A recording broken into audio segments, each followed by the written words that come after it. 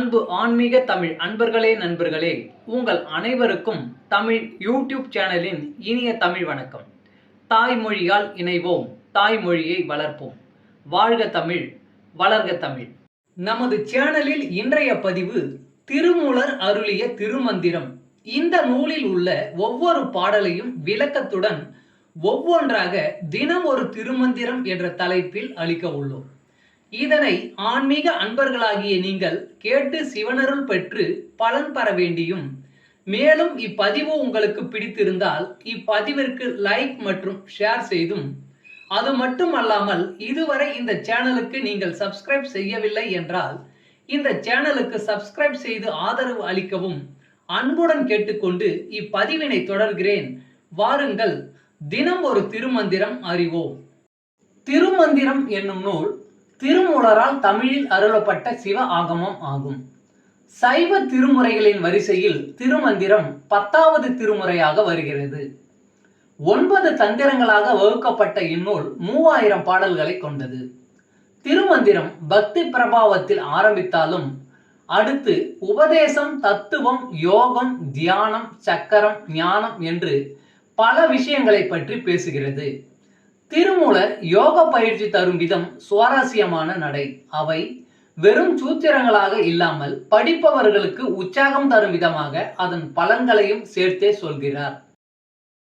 தினம் ஒரு திருமந்திரம் பதிவில் இன்றைய திருமந்திரம் திருமூலரின் வரலாறு 73. திருமந்திரம் என்னும் ஆகமம். நந்தி திருவடி நான் தலை மேற்கொண்டு புந்தியின் உள்ளே புகப்பெய்து போற்றி செய், தந்தி மதிப்புனை அரணடி நாள்தோறும் சிந்தை செய் தாகமம் செப்பலுற்றேனே. நந்தி திருவடி நான் தலை மேற்கொண்டு புந்தியின் உள்ளே புகப்பெய்து போற்றி செய், தந்தி மதிப்புனை அரணடி நாள்தோறும் சிந்தை செய் தாகமம் செப்பலுற்றேனே. பாடலின் விளக்கம். என் குருநாதரான நந்தி பெருமானின் திருவடிகளை என் தலைமேற்கொண்டு புத்தியில் நிறுத்தி வணங்குகிறேன்.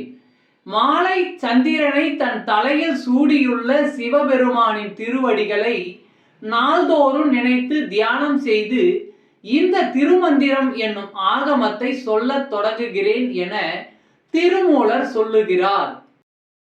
தமிழ் அன்பர்களே நண்பர்களே, இன்று தினம் ஒரு திருமந்திரம் என்ற தலைப்பில் திருமூலரின் திருமந்திரம் பாடலை விளக்கத்துடன் தங்களுக்கு அளித்ததில் நான் பெருமை கொள்கிறேன். மேலும் இப்பதிவு உங்களுக்கு பிடித்திருக்கும் என்று நான் மிகவும் நம்புகிறேன். இப்பதிவு ஏதாவது ஒரு வகையில் உங்களுக்கு பயன்பட்டால் அதில் எனக்கு மிக்க மகிழ்ச்சி. வாழ்க வளமுடன். இறை அருள் பெறுவோம், இன்பமாய் வாழ்வோம். சர்வம் சிவமயம். அன்பு ஆன்மீக தமிழ் அன்பர்களே நண்பர்களே, இவ்வீடியோ பதிவினை கேட்டு இன்புற்று ஆதரவு அளித்த அனைத்து தமிழ் உள்ளங்களுக்கும் எங்கள் மனமார்ந்த நன்றி. மேலும் இப்பதிவு உங்களுக்கு பிடித்திருந்தால் லைக் மற்றும் ஷேர் செய்து, இதுவரை இந்த சேனலுக்கு நீங்கள் சப்ஸ்கிரைப் செய்யவில்லை என்றால் சப்ஸ்கிரைப் செய்து ஆதரவு அளிக்க வேண்டி அன்புடன் கேட்டுக்கொள்கிறேன். நன்றி. அடுத்த பதிவில் உங்களை விரைவில் சந்திக்கும் வரை உங்களிடமிருந்து விடைபெறுவது தமிழ் யூடியூப் சேனல்.